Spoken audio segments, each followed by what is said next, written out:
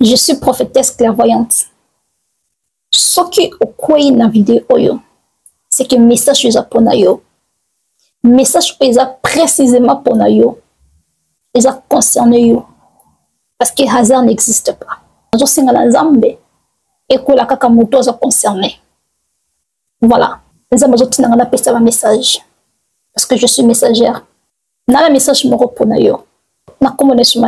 Actuellement, nous avons une relation amoureuse. Nous avons une relation amoureuse. Nous avons une relation amoureuse. Nous avons une relation de musique. Olingi mwana mwasi wana pe mwana mwasi wana lingi yo pe ozana ba signe pe ba confirmation que aza mwasi na yo mais ozoye ba te position nini relation na bino zokende soko ko na message yo ezali confirmation exactement confirmation que nzamba zo pesa yo nzamba zo isangai rencontre na bino ils sont spirituels. Ils ont planifié et pas un Nzambe depuis naissance nabino. Nzambe a planifié kokuta na nabino. Nzambe nabino ebisayo pesa mobile na yo confiance. Pesa mwasi na yo confiance. Soki okoi na video oyo eza pona yo. Nzambe nabino ebisoboy. Mwasi na wana aza mabete. Mobali na wana to fiancé na aza mabete. Aza malamu. Azoya kubala yo. Koboya te. Azo kokende ko officialiser libala na yo na ye. Nzamba bine biso koboya te ndima aza mobali malamu. Si le message eza ya yo. Avo kutana na mobali oto mwasi oyo. Oleka qui n'attend, il y a célibataire long time. Au banaki ko vivre, yo moko seul, sans mobile, sans fiancé, sans quelqu'un. Na vina yo. Plus de une année. Na kati ya vie seul, nous manako vivre.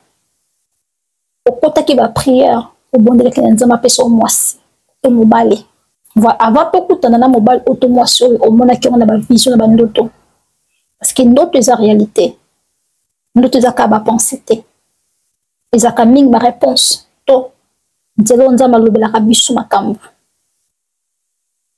Nzamba lobe ne bisayo. Aza morsi malamu, aza mobali malamu. Yende mutu apesu yo ye. Azo kobala yo. Oboyete ndima. Nazo mona relation na bino ezalaki attaqué dernièrement. Séparation et salemaki. Mobile a joué décision. Akende na ye. Nelo ko moko ezanga tina. Et yo pour jouer décision. Okende na yo. Kapamba boy mokabonaki. Nzambo bine bisa yo. Bosala ma propose de sikamoko. Eza ba signe oyo. Ejo laksake. Vous êtes destiné. Bokaboni bozongani. Il y a plusieurs fois, les jours supprimés au bloqué. Le téléphone, on a un compte partout. On bloque moi sinayo, on bloque mon balinayo. Yes, plusieurs fois, on bloque au fumula. Parce qu'il vous a lié dans le monde spirituel. Beaucoup kabonate. Beaucoup d'anabi nous a planifié. Et pas un zambe. Zamba zolo banangai. Mobuta bana. Azo kubala yo. Akolingo ndengo ozali. Ozala mabe to malamu. Façon nyonso kokutela yo. Ako accepter yo ndengo oza. Parce que aza na ba preuve pe na ba confirmation. Parce que nazo mona mobala ngo za chrétien. Yo posa chrétien to musulman, je ne sais pas. Mais nazo mona mobali ya za chrétien. Azo ya kubala yo. Azo ko officialiser libala. Azoya na ba objectif à malam. Nzamba lobi aza mobala vina o sala ba jeté. Eza destin. Aza soulmate na yo to aza flamme jumelle na yo. Âme sœur na yo. Akolingo na amour inconditionnel. Amour sans condition. Oza déjà amoureuse na ye to amoureux na ye. Bolingani mibale boye bani bolingani. mais vous avez une attaque spirituelle. Parce que bato balingi te bovanda esika moko, bozala esika moko, nzambe alobi azokokende koofficialize libala na yo na ye. Na monde ya molimo deja bobalana, ndenge nazomona nzambe deja abenye libala na bino mibali na monde spirituel, mais tekeli ka na monde physique.